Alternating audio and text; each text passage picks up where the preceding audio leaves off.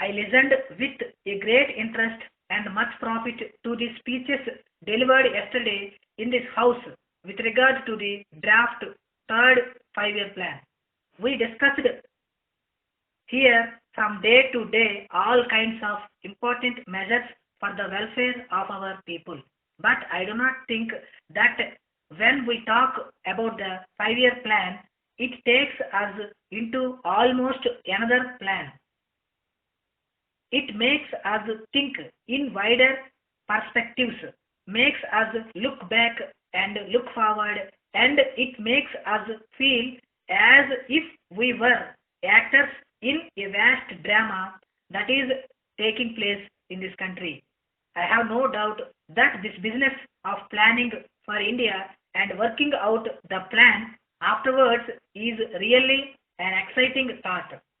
Looking at the plan, naturally, we look back to the last 10 years, the results of it, our successes and our failures, and we look necessarily to the future. The question, therefore, is one of enormous difficulty because, however much on paper we may decide a thing, it is the people of India, the 400 million of them, who will give the final answer and who will put in the required effort to implement it. Nobody, not even the greatest autocrat or tyrant, can ultimately force vast numbers of the people to do this. Force can be used in some authoritarian method, but ultimately even that has got to have some backing.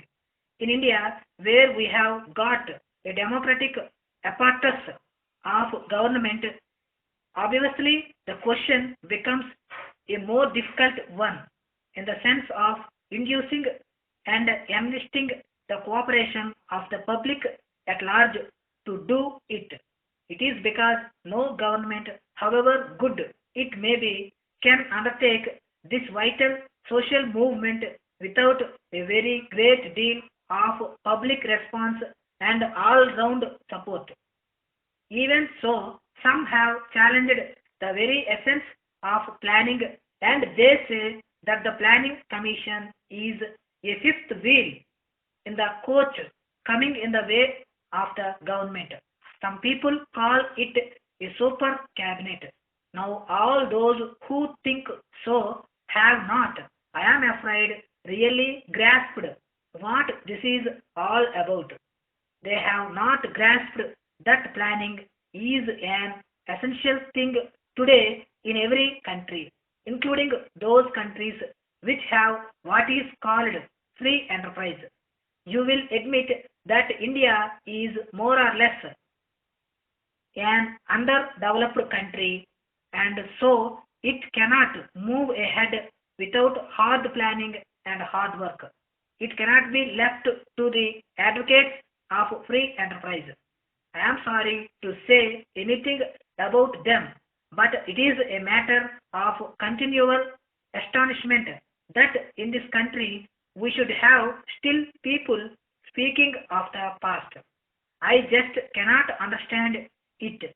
Even men in America or England, which are capitalist countries, realize the necessity for planning in India and the way we are doing it. It is therefore surprising that people isolated from any modern thought and modern developments think that planning is bad and that it takes away one's freedom. If it is freedom for creating monopolies, I say yes, and I hope the time will come when even the existing freedoms for exploitation will be strictly limited. When we plan, we have to be clear as to what we are aiming at. We cannot plan in the air. We have laid down our objectives which are sufficiently clear to guide our path. We want to put an end to exploitation of individuals or groups by other individuals or groups. Every person must have the chance or opportunity to lead a good life, to have the primary necessities of life. Every person should be given an opportunity, and the state should try and help in building up a structure in which there is no exploitation of any kind, and there is no large measure of inequity.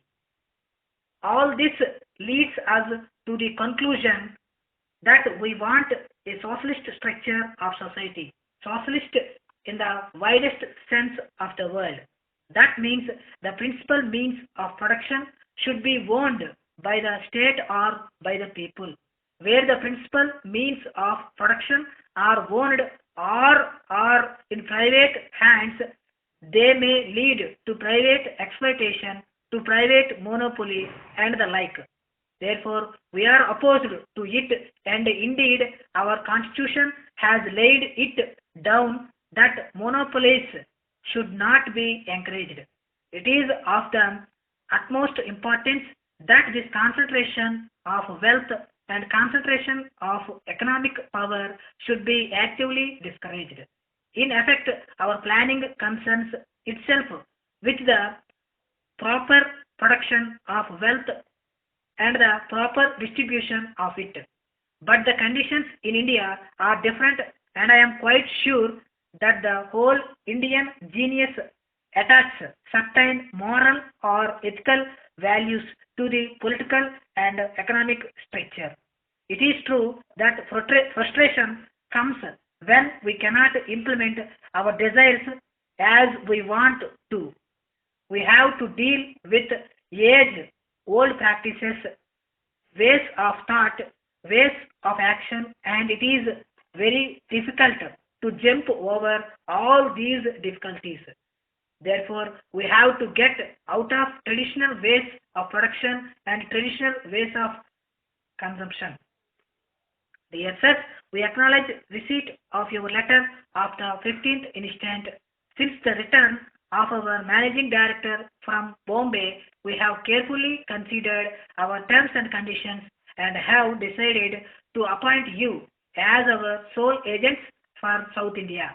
We are generally in agreement with your proposals, which we will confirm after receipt of clarification on certain minor points.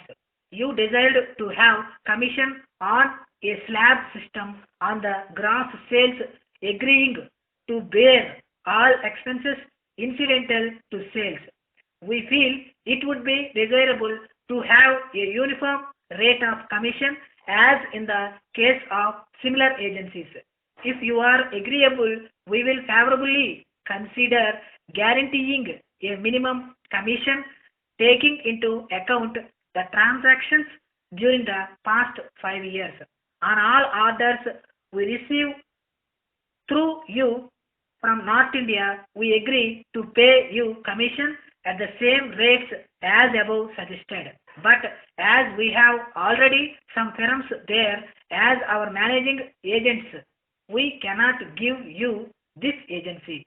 With regard to the showrooms you propose to open in the new branches, we have been debating this point for some time past. We presume that you may not venture on any account, but keep it relative to the orders you get. We hope you will appreciate our reluctance in this matter as we want to restrict the expenditure on showrooms and advertisement to the minimum since our products are already popular and in great demand. We agree to allow the customers discount of 2.5% on the catalog prices on all cash sales. On credit sales to exceeding 1 lakh, you may allow a special discount of 1%. We also feel it necessary that goods sent to places like Colombo and Rangoon are insured at the purchaser's risk.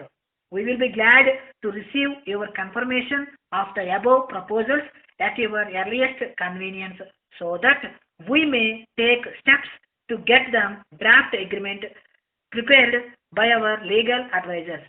If you so desire to discuss with us personally, we will be glad to receive you. Thanking you, yours faithfully.